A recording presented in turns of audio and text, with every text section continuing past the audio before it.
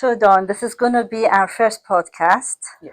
and we're going to do our best to use the technology all by ourselves and then give it to tech people to upload it for us. That's a good idea. All right. So, we thought for our first podcast, we talk about a little bit about our past and how we started. Yep.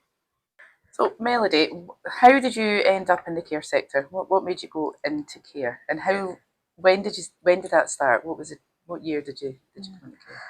I started business officially in 2015. But when I left university, care was never in my radar.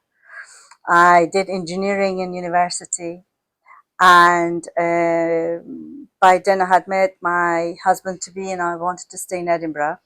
And engineering really didn't back in 2000. Edinburgh is not really an engineering type of city. So I ended up working in finance. And I worked for all the financial companies doing investment and pension, like Scottish Widows and Scottish Equitable and Royal London. Back then um, it was called something different.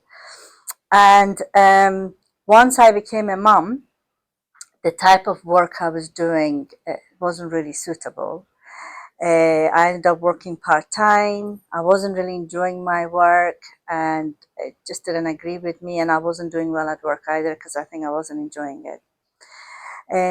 At that time, my husband became self-employed, and after maternity, I went and worked with him, and his business went from strength to strength. It was recession back then, 2008, and he was doing really well.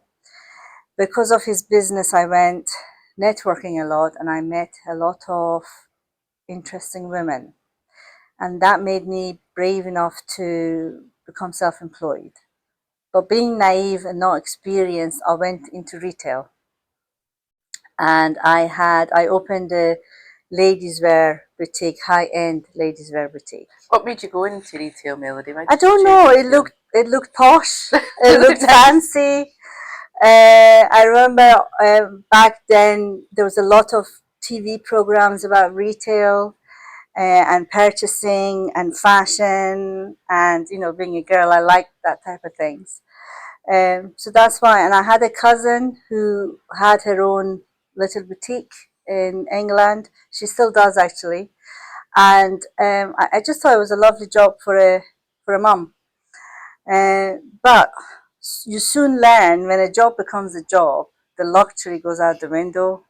It wasn't posh at all in terms of working in it and running the business. Yes. And I opened my little boutique in Edinburgh right at the beginning of 2008 recession. And I think that was around the time when iPad came and iPod came and Apple phone came. And a lot of people who didn't know how to use computers bought iPad, and they could do online shopping, and online shopping started picking up. So I just couldn't compete. It was actually soul destroying. I had the shop for 2 years, and I had to shut it down because otherwise I was going to go bust. I remember 5 days, other than the postman, I never saw a customer in the shop. And I woke up in the morning thinking I don't want to go to work. And I thought, if it's your own business and you wake up in the morning and you don't want to go to work, it's time to quit. Oh, yeah, time to come out. But I learned a lot through that business. First of all, you understand this naive imagination about posh work and amazing, exciting work and glittery and sparkly and high end. Once work becomes a work, it doesn't matter. And actually, what's really important is your product. And my product was luxury. And in recession, the first thing people gave up was luxury items. I lost my customers. Whereas my husband, at the time, his businesses was in IT, and his business was going from strength to strength because IT was needed. Remote working was starting to happen, and I realized that way that your product is very important. And I learned that service industry in so many ways is better and has lower overhead costs. So that's how it really happened. But coming across care, I didn't actually know anything about care. I didn't have anyone around me who was in care. Didn't know anything about it. But one of my parents' neighbors, they gave me an idea of. They talked to me about care, and they said, "You need to go into care." And I said, "I know nothing about care." And they said, "Go and learn it." When I started looking at care, franchising came to mind, but I didn't have the money to buy a franchise. The costs were high. And I remember looking at minimum investment was 100 grand at least. Just didn't have that type of money. And I thought, okay, I'm going to start from scratch. I went and became a care assistant to my parents' disappointment because they had spent a lot of money to send me to UK and spend money on my education. And I did an engineering degree. And then to be a care assistant, my mom didn't talk to me for months. They didn't think I could pull it off, especially the fact that I opened the shop and closed it down and it wasn't successful. I don't think they thought it was the times, they thought it was me. They weren't sure if I could pull it off, so they were very upset. But the type of child I am to my parents, I always do the opposite of what they tell me to do. So I am where I am because I never listened to them. Yeah, don't listen to your parents. So for people who are watching us for the first time, I originally come from Iran, and in third world countries, education is super important. And my parents sent me and my sister to UK to gain our education and become an engineer, and in their eyes, do something upmarket. Yeah, not care. Not care. Not care. So they were very disappointed. But anyway, I became a care assistant, and I think I worked as a care assistant for 3 years to really understand the sector. Again, naively, being a care assistant and running a business are completely different. But when you don't know enough, you don't get scared. You just go into it. And sometimes I think if you have too much information, you'll never do. Yeah, it'll find you off. Yeah. So in 2015, I registered the business. I applied for the care inspector registration, set up the business. In between, I got pregnant again, had my child number two. I don't know how I did it. I don't know if I can do it again. But when I look back, again, you don't know what you don't know. You don't know the obstacles that are going to come your way. So Yeah. It wasn't easy at all. yeah, Had its challenges. I was lucky as well. At the same time as I started my care business, and I called it Edinburgh Homecare. Another company started. It was called Care Sourcer. So it was to do with digital lead. They provided digital lead. They contacted me, and honestly, Dawn, on Monday I had a new business with no clients. By Friday, I had 340 hours of work. I was still at home. I didn't have an office. I had no staff. Yeah, I know you didn't have an office because I got interviewed in the coffee shop. Yeah. So Dawn is the first person I recruited in a coffee shop. Yeah, interviews in a coffee shop. Yeah, and it was crazy. I think at the same time as me, another business was going downhill. Their manager walked out. Long story short, the manager walked out. It just so happened I recruited the manager, and she came with her staff and her clients, some of the clients. And in week one, I went from no clients to 300 hours of work per week. And then within 2 or 3 months, I had 600 of work.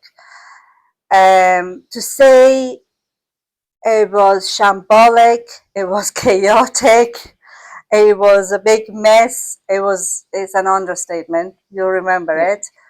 But we did it. We did it. And I think it took 3 years to really making lots of mistakes, recruiting the wrong people, recruiting the wrong managers, not having amazing first inspections to begin with. We passed, but it wasn't amazing. It was average. And one of the reasons where we were all working in the field and hardly had any time in the office. And I think the first 18 months, with no exaggeration, I did not have a single day off. I used to leave the house at 6 in the morning, come home at 11 o'clock at night. My second daughter was 2 years old, and I think for that year, I genuinely did not see her at all. I used to leave the house when she was asleep, and I used to come home when she was asleep. It was very hard going. Uh, my husband took care of the kids. My family helped. It was very hard, and of course, the family life suffered. It was hard. It was hard going, but I was in the middle of it all. I found it really exciting. I found it really fun. I love the people I work with. It was all very exciting. When I look back, I see the chaotic and I see the mess. At the time, I didn't see it. Yeah, you were because in it. I was in it. I was building the business. Um, it was all exciting. I loved the clients, and basically, you were facing problems, and your job is to problem solve day after day. My brain was into it. I honestly, for that 18 months, I didn't even think about my family. I was in a bubble. I was in a different world. I don't recommend it. Now that we franchise, we make sure our franchisees don't go through that experience. But you don't know what you don't know, and you start, and it's a survival mode, and you just want to make it work. And we just grew too fast. And when you're a new business, it's hard to say no to new business. I think for the first maybe 2 or 3 years, we peaked to 600, 700 hours, but then we stayed at that level. Yeah. And it's only after 3 years when we put a proper structure in place. To be honest, we were forced to put a proper structure in place because our care inspector report, if you go and read the first years, it does talk about how management team don't have time to manage because they're in the field all the time and there's nobody in the office managing anything. So we were forced, basically care inspectors said you're not allowed to be in the field anymore. So we were forced to stay in the office, and then you have time to see, oh, it's chaotic or it could be better, and we change management and we put a proper structure in place, and everybody then had dedicated job, and if I had an issue I knew who to speak to solve the problem, as opposed to everybody does a little bit of everything. So yeah, it was, and you were very much part of all that. Yeah. You've done all the jobs in the business. You've been a care Yeah. assistant, a supervisor, a coordinator. You've done it Yeah. all. Line manager. Yeah. Yeah. So I think between 2015 and 2020 is when the business grew to 1,000 hours, and by 2020 it was running smoothly. I wasn't really needed anymore, and my team did everything. I was a visionary and I was a leader. Everything was working well, and then pandemic happened, and I think I got bored and I thought I can now franchise a business. Yeah, got lots of time now. Yeah, so that's where we are. The business at the time was called Edinburgh Homecare, but when I franchised the business, I was told Edinburgh Homecare is not a name you can trademark. We had to come up with a name, and any name I came up with, somebody somewhere in the world had it. So we had to kind of make up a name, and that's where Meloosha Homecare came along. Meloosha was the name of my shop as well. My name is Melody. My sister is called Arusha.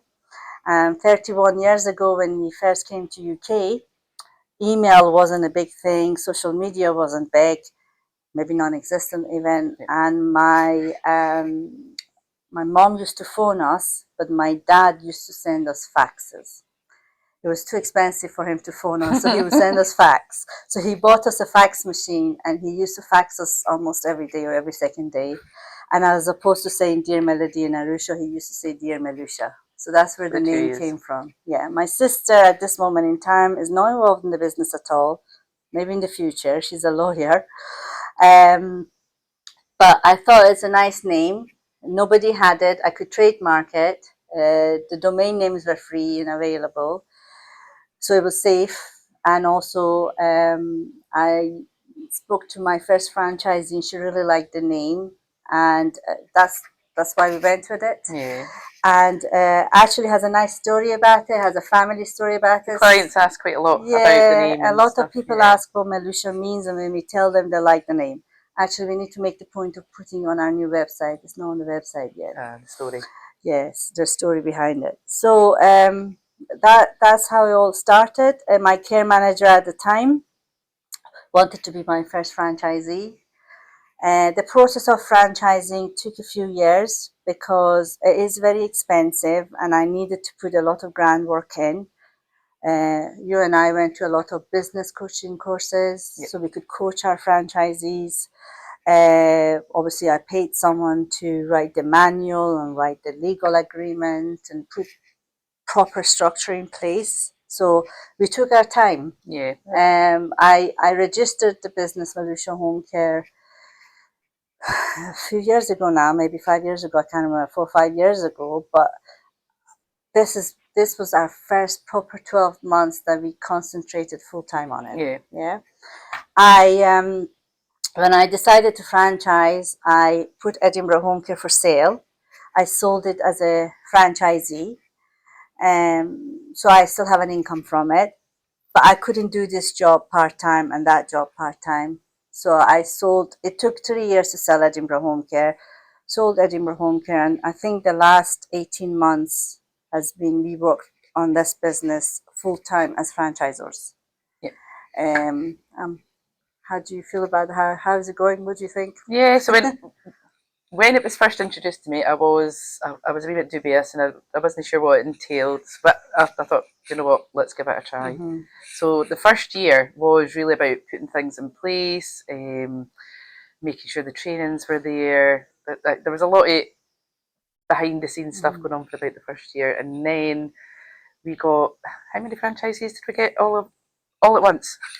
Yes, so the care manager was our first franchisee. Then I sold the Edinburgh branch, so that became two, and then we started working full time on it from home. We didn't have enough money to get an office, and then we signed two franchisees through LinkedIn and social media, and then their friends came along. So all of a sudden we had six Yeah, I think there were seven. I think there franchisees. were seven. There were seven to begin Start. with. Yeah, to Yeah, there were start with. seven to begin with, but one kind of fizzled out after a year. We made mistakes there that we've learned from. Yeah. So then there were six, and with our care manager in Edinburgh was 8 branches. Yeah. So. So the first 12 months was registering those businesses and making sure and they're preparing them for successful. preparing them for their interview. So the first stages are getting to know them, Mm-hmm. getting to know everybody because everybody has different personalities, different ways of communicating. So everybody just gets to know each other, and then it's registration, preparing for the registration and submitting all the forms, and then preparation for the interview, depending on what role. Because some of the directors only want to be directors, and then some chose to be directing managers. So that was a different process. Yeah, yeah, and also managing different personalities. I think in the last 12 months, I would say a couple of branches were registered January, February, so they're coming up for a year that they've been trading. Some were registered in May, so they still have another 6 months to go. So we have different stages. Different stages Yeah. now, yeah. And I think the first 12 months, the last 12 months, we were concentrating to make sure the quality of those franchises are okay. They know what they're doing. We know what we're doing and how we're mentoring them, what structures we need to put in place to support them. I didn't want to just scale for the sake of getting bigger. I wanted to make sure we get it right because we need to protect our brand, Meloosha Homecare. I didn't want it just to be a number game. So I think the last 12 months we stopped advertising. We concentrated on the 8 franchises we have to make sure they're doing okay. Out of the six that we registered, one of them just had an inspection and they had grade 4s and 5s. So they've done really well. We're very proud of them. My care manager's always had, she's in year 4 and the first 3 inspections she's done well. Edinburgh branch, because it was my own branch, is the oldest branch we've had. They always do well. They're massive now. The new owner who bought them kind of doubled the business. I think their turnover is now over 2 million. They're between 1,700 hours to 2,000 hours per week. and obviously people pass away, people go to care homes, so it goes up, down, and then goes up again, goes. But yeah, the new business owner has really pushed forward. But what we are finding is whether you're very new, you only have 5 clients, or you're Edinburgh size, the challenges are all the same. Yeah, the challenges are the Just same. different scale, Yeah. but literally the challenges are all the same. So it kind of gave us confidence that, you know, we can support them, we know what we're doing, and we're now, would you say, tailoring our support to franchises who are in different stages from each other? Yeah, yeah, because everybody was obviously everyone started Mhm. off at the same stage, but some have grown a bit faster than others. But yeah, so I think in the beginning stage, it's much of the focus is on marketing, networking, getting your name out there, getting known in the community because you're a community service. So that's kind of the first 6 months, I would say, would be that marketing's massive. You need to get out there. Yeah, I think you need to move your mic in case it creates noises. Yeah. Sorry, we've learned that the hard way. So yes, yeah, we tried. So I think we're confident now, and the next 12 months is going to be advertising again, signing up new franchisees. We've already signed one new one. We're negotiating with two. I think 5 are. Yeah. We're talking to 5. One has been signed, and 4 we're talking to. So I think maybe we're comfortable having 10 a year. Yeah, yeah, but we know we can come to manage Yes. 10 ourselves Yes. without having to get anybody else involved. Yeah.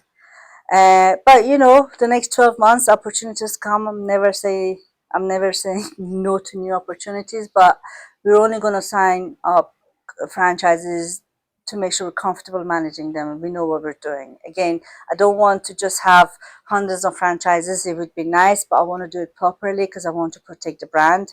And every new franchisee that comes on board uh, wants to make sure other franchises are doing well, because the brand, the protection of brand affects everybody.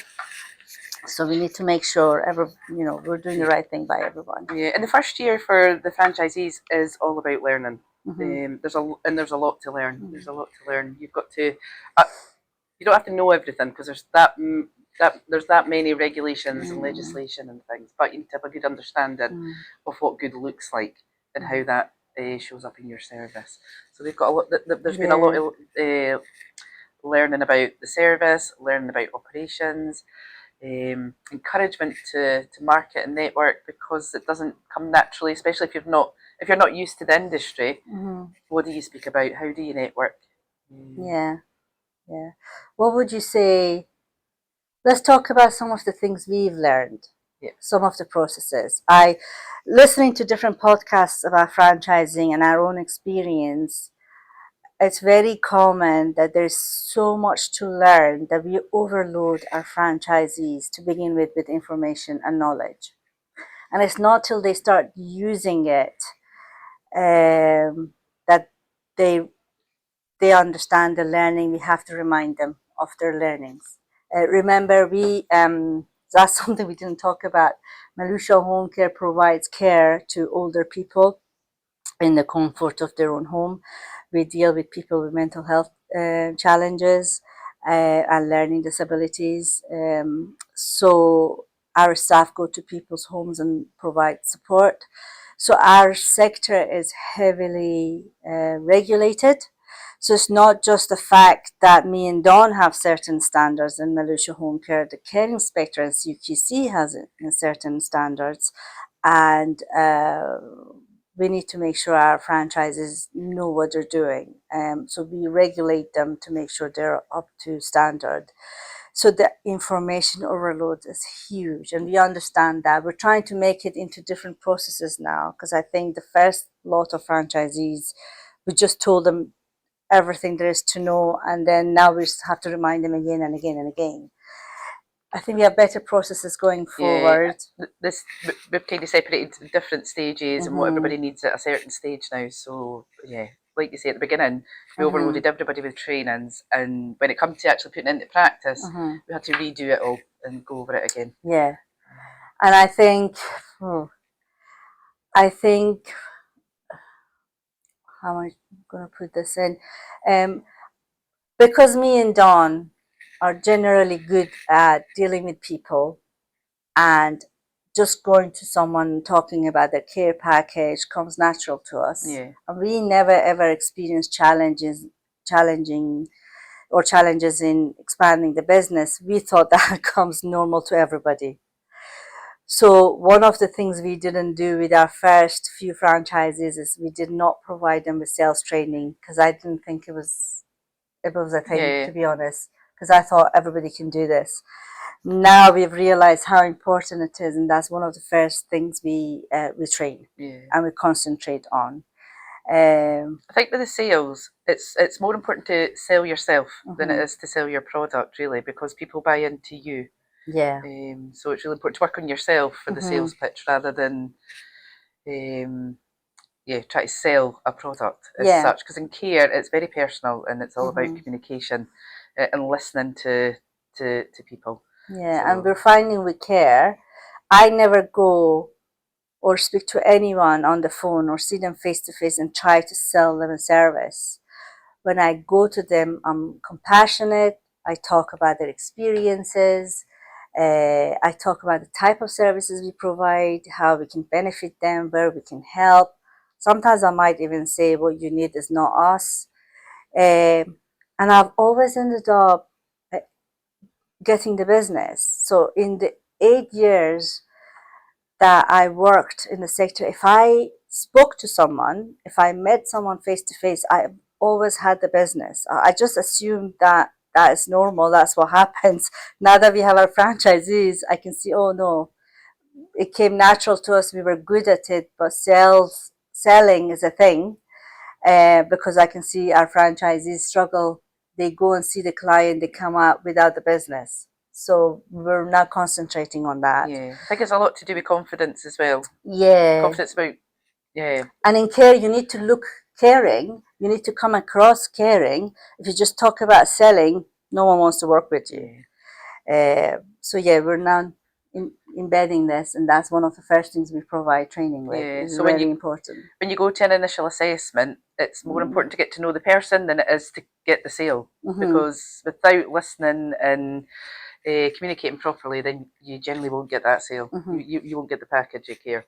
They'll go somewhere else. Yeah, yeah. So yeah, it's been interesting for us as well. Another thing we're doing now that we didn't do at the beginning, and that's something Dawn is doing, is disc profiling Yeah, our franchisees, because yeah, everybody's learning techniques are different, and the way I speak to one franchisee doesn't suit the other franchisee. yes. It's all about their personalities Yeah. and their preferred way of communication. And if you know that to start with, Mm-hmm. you you're in a better chance than the guessing game because Mm-hmm.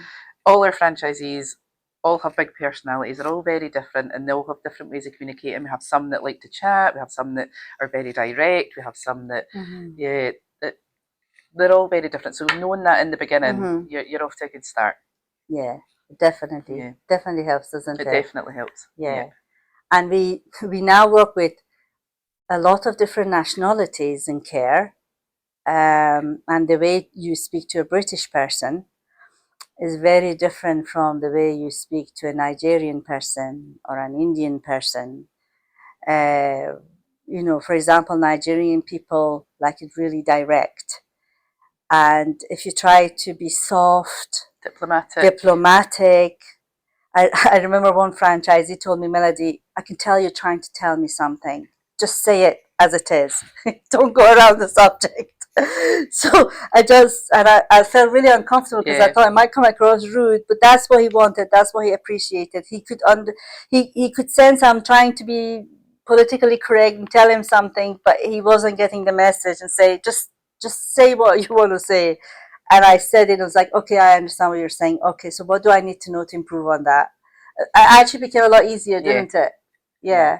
Whereas so to tell you a funny story, I am the type of person that I'm direct and I say it how it comes to my mind.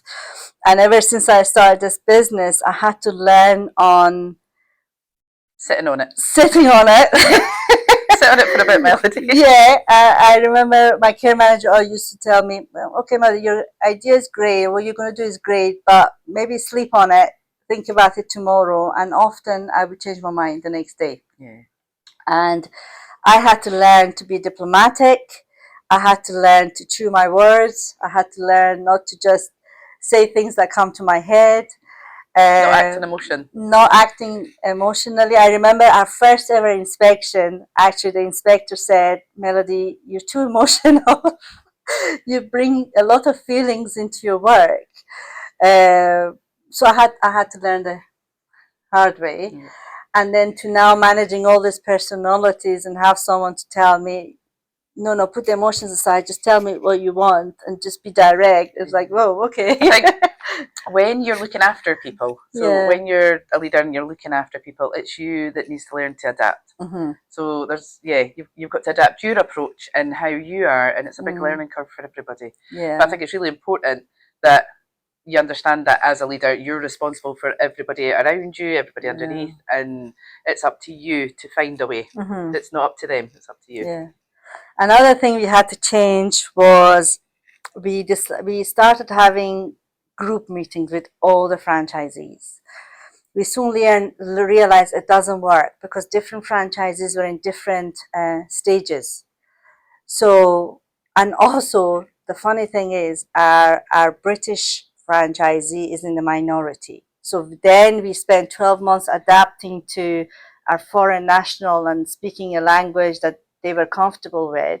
And I remember at that particular meeting, our British franchisee she was really offended. And after the meeting, she phoned me and said, "What was that all about? It was a horrible meeting. It was awful. You were so negative. You were so forceful. You were so this." And we were quite taken back by it, weren't we? Oh, didn't realize it was so bad. And then we realized actually it's because she's the only British person. Everybody else is foreign and like the more direct approach. Otherwise, they don't get it. And they've asked for that type, whereas she's very different. So I think at the moment we're still not going to have, unless it's a whole group trading thing, we don't have all the franchises in one place because it doesn't suit everybody. So maybe we have smaller teams when we talk to them. Yeah, I think one thing everybody has to do, and it's continuous, is the marketing and networking. So getting ideas, what works for people, being able to track what's working and things like that is really helpful for them all to come together and understand that somebody says when a franchisee comes on board, what they don't realise is they will have to be a salesperson. They don't. Nobody enjoys the marketing part of it or the networking part, especially if you're new in the industry. It's quite daunting. Yeah. So it's about us really pushing, because that's the only way that you're really going to grow as a business. You're not going to grow behind your laptop. And it's giving our foreign franchisees confidence, because a lot of them think because they have an accent, they don't want to face the client.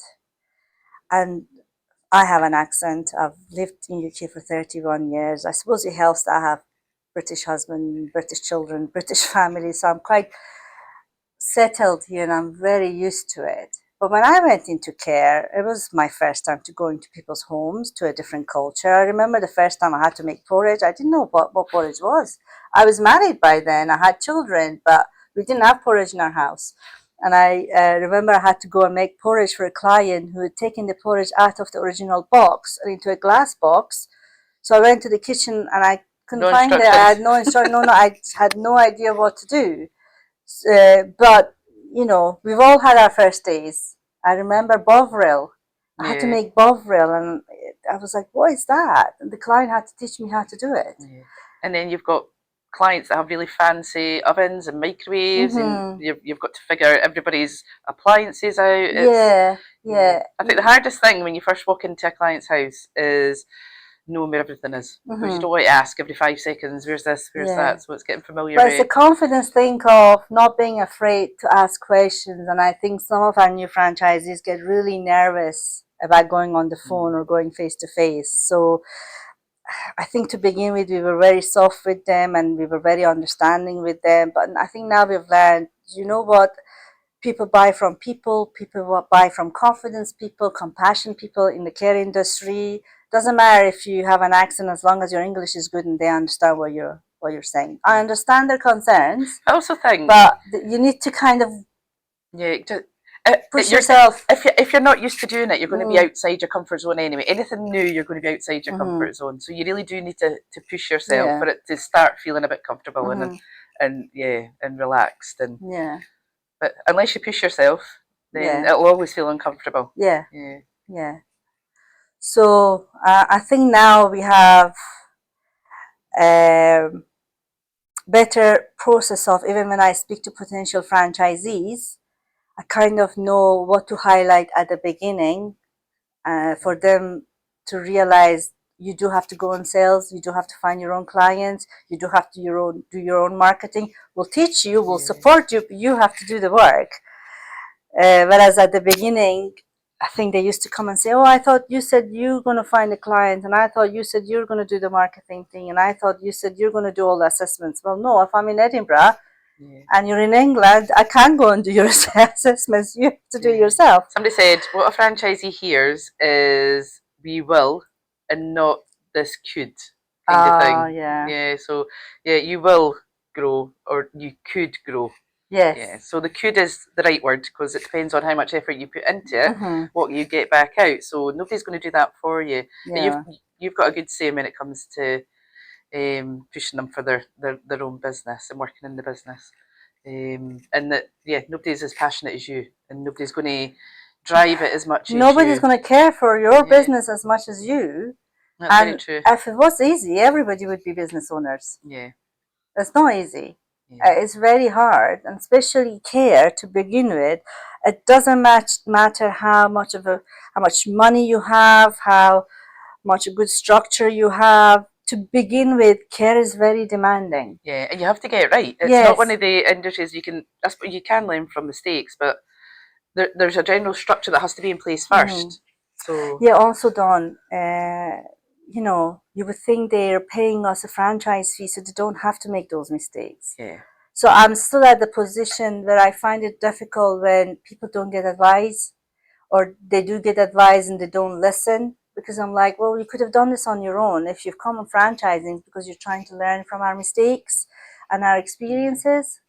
So we will conquer this. Apparently that's common in franchising world. But I would say my biggest lesson actually that I've learned is don't give everybody all the answers. Let them look for themselves. Let them sort it out for themselves. Because if you don't do that, I think in the franchise world, franchisees become heavily dependent on you to fix things for them, where really they need to do that themselves. They need to have the ability to do that. And if you just come up with all the answers all the time, they're not going to be able to do that. I think that's my biggest lesson. Yeah. But how do you enjoy your work? Do you still enjoy it? Yeah, I really enjoy it. I really enjoy it. And yeah, it has its moments like everything else. But just watching everybody grow, their business expand, them working with their staff, and we're all learning together. So it's nice. It is. It's nice, and it's not. Although it has its stresses, it's not that stressful. I've got to say, it's not that stressful. I find it really funny when franchises come to meetings and hold their head and say, "Melody, you don't understand. You don't understand how hard it is. You don't understand how difficult it is." And I'm like, I've only had of course I understand. I've had the business. I grew the business. I sold the business. I'm now managing all this. I've been there, done that, got a t-shirt. I know what it's like. But I think we generally want everybody to do really well. So the best part of our work just now is Don and I are still working in the care industry without the stresses of running a day-to-day care business. Managing it. So we can do a whole day's work, go home, and not have to worry about who's going to call in sick, who's going to do what with what client. I think staff is the biggest challenge. Yes. It is. It's definitely the biggest challenge. It comes with lots of different things. And managing your staff well is not an easy job. Yeah. And care is difficult, guys, because from day one, you need to recruit a team and you need to manage a team. And remember, a lot of franchisees have never run a business before, have never really run teams before. have never been liable financially for anyone before to that level. It is hard when you don't get the recruitment right. And in care, we are only as good as our worst member of staff out there. That's the reality. It doesn't matter how many years you've been working and providing an amazing service, that one staff who goes and really mucks up can ruin it for can ruin it for everybody. So it's just, so you cannot let your guard down, can you? Yeah, I think providing the right support for staff is essential, because if staff are happy, you're generally, the whole business runs smooth. It's when people become unhappy, and it's things like rotas, if they've maybe not got enough hours, got too many hours, not got enough travel time, then that upsets the clients because they're running late, the clients weren't made aware. There's lots and lots of elements, but if you are listening to your staff and staff feel valued, they're trained well, and you put the time and effort in the beginning, then people should be able to manage themselves with the right resources, the right structure, the right support. But if you don't put that in place, what you'll be doing is firefighting every day. Yeah. If you don't put that structure in place to start. Yeah. So I think, Dawn, for our first podcast, we've spoken 40 minutes. Have we? Yeah, that's good. Oh, that's good. That's a big introduction. Yeah, so apologies for having my phone here, but that's how I'm managing that camera there. So I'm not being rude. Oh. What time are we on? I've got a meeting. It is 3:50. I don't know. No, it's 1:30. Oh, that's fine. Yeah. So okay. So I think for our first podcast, that's introduction. Introduction part is done. So I think our IT guy will be happy with this. We've recorded a few and he wasn't impressed. So hopefully we've got the camera right, the microphone right. Hopefully it's recorded. Hopefully it's recorded. Yes, but we're going to start advertising for our podcast, for our social media. And we would really appreciate it if you subscribe and follow us. And if you want anything specific for us to talk about, ideas, just send us an email, melody@meloosha.co.uk, or get our IT guy to put the details on here. Please email us and tell us to talk about stuff. Or if you want to buy a franchise. Yes, we really do love what we do. I think maybe we can record another podcast. Not all of them are going to be as long as this. Some of them are going to be shorter. I like to listen to podcasts when I drive. So this is 42 minutes, 45 minutes, but I think half an hour is generally good, or 14 minutes for short distances. I think a lot of people listen to podcasts when they drive around. And we can talk about during different topics. But if you want us to talk about something special, please let us know. Email me and we'll talk about it. Thank you very much for listening to our first podcast. Thank you.